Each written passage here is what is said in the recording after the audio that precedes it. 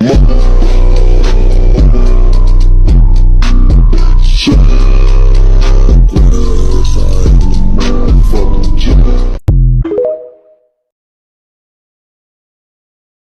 was too quiet outside.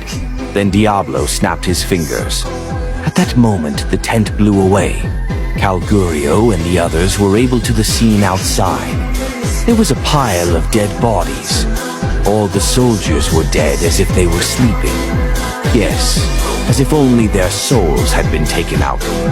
No, Calgurio realized, that was exactly what had happened.